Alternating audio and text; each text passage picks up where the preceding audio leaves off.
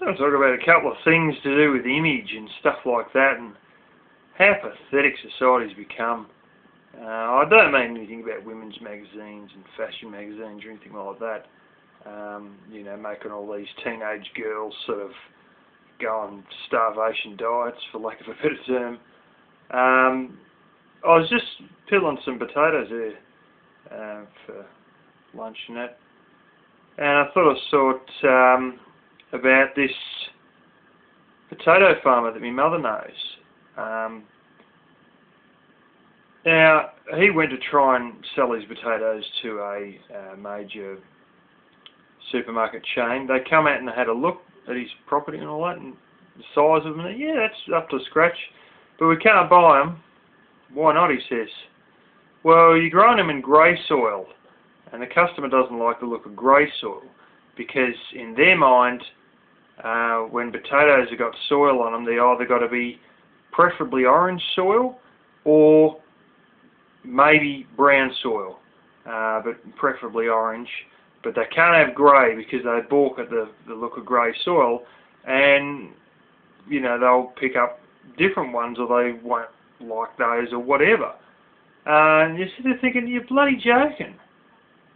Look, it's a potato. There's nothing wrong with it just because the soil colour is different. Furthermore, this potato farmer went on to tell my mother that they have like farmers markets over here, and you know, that have them in various parts of the world, obviously. And he's been to some of these markets and trying to sell his potatoes, and he's seen other potato farmers he's known there, and he said, "Oh, how you going?" and that, and then he realised, he's watching them and realised what they were doing.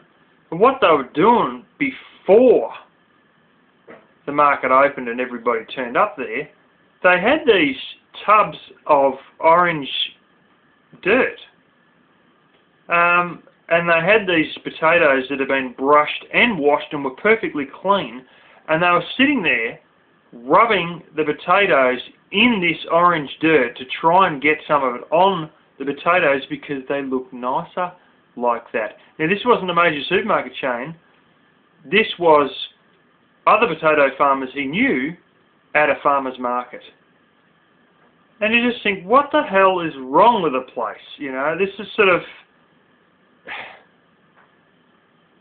You got a whole stack of city people who never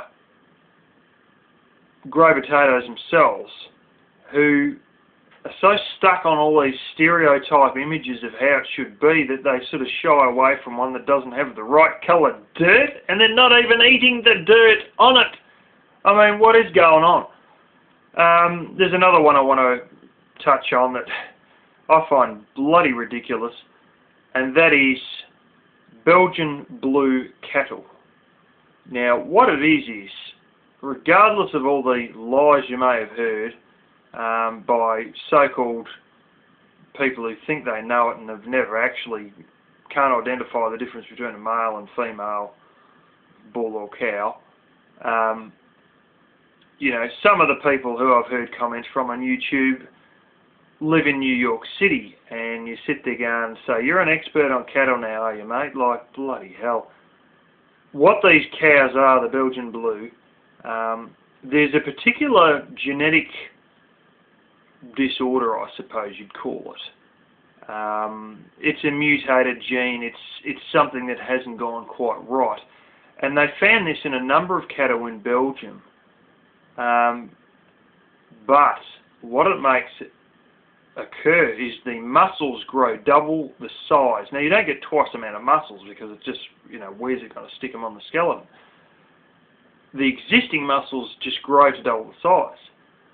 And what they've done is this genetic mutation, this stuff up, for lack of a better word, they've tried to breed it in, and they've spent 200 years basically not breeding the cows that don't have it, but only breeding the ones that do have it. And after 200 years of doing this, now it's become a solid, well, breed. You know, it's a particular breed line that has a name, Belgian Blue. And all of the ones in that breed line now feature that mutated gene, and they're all like bodybuilder looking things.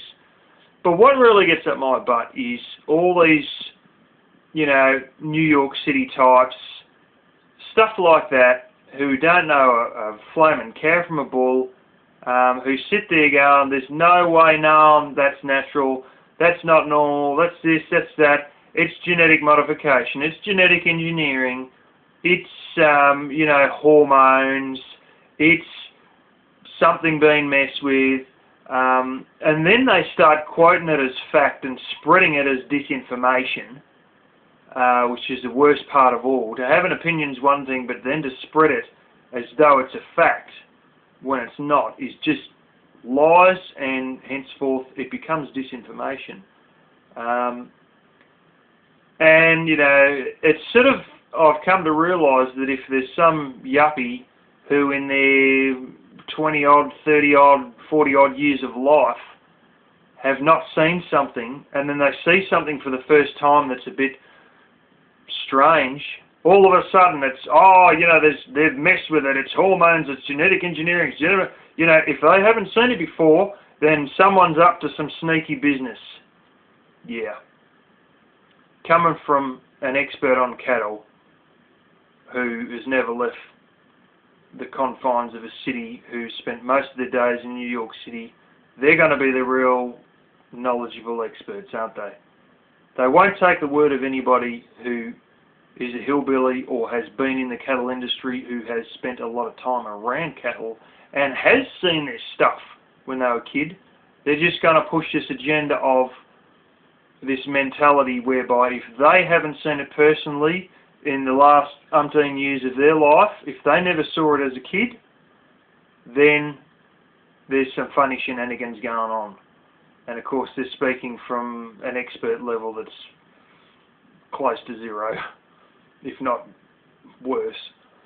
You know, it's just astounding how so many yuppies haven't been in the vegetable industry, haven't been in the cattle industry, and yet they're so willing to spread disinformation about something which they have no experience on, and how they're so caught up on these stereotypes of the colour of the soil, of the size of an animal, of the this, that, the other. You know, it's ridiculous. We actually had a stupid supermarket chain who will be named, called Coles, and Coles decided to start running these ad campaigns saying, you know, blah blah blah beef, now with no added hormones. And they put that in their ads, and it was on the brochures and it was on the television, now with no added hormones. Well, the thing was, there never hormones added to begin with. Because over here people are fussy on their food, and you can't sell this stuff that you do stupid things to. You just wouldn't sell it. They'd turn against you, they'd boycott you, they'd bloody want to lynch you. So nothing really strange goes on. But then a particular newspaper, who was also very stupid, and is how my uncle used to refer to as a rag, because you're battling to find anything legit in it sometimes, like some of the headlines that come up with are just crap. They had a questionnaire where they went down and walked down the street and asked all these people, now that it's been revealed that hormones are put in beef, what do you think about the fact that they have been putting hormones in beef? And went and asked that question to all these people on the street, and they printed out all their responses and showed a photo of their face, and you know, who their name and what suburb they were from. And that essentially was disinformation by a bloomin' newspaper, because there never was any hormones in any of this stuff.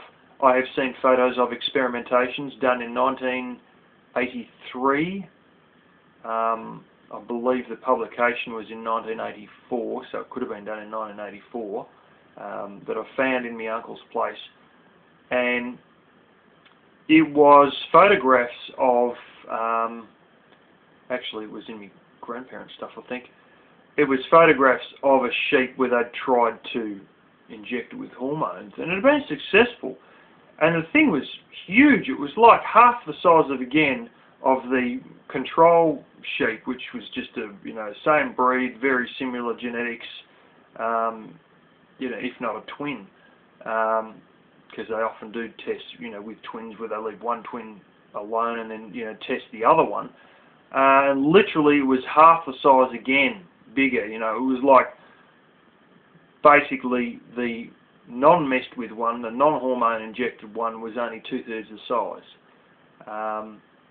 And that was experiments they were doing there, and of course the customer didn't want a bar of it, which I don't know exactly when all this played out, but I can guarantee you that the way Australian customers are, they wouldn't want a bar of it. And basically it was done in a government laboratory, the CSIRO, which headquarters its disease control centre not too far from me actually. And yeah, it never left a government laboratory basically, and it was probably destroyed there. It was probably shot and burnt there as well, because a lot of these things, when they test some of these things, they don't. Particularly disease control centre near me, everything gets burnt deliberately to destroy any diseases, stop them getting out. But yeah, it's just so funny how people with so little experience can get so pedantic over stereotypes of what they feel is right with no industry experience whatsoever.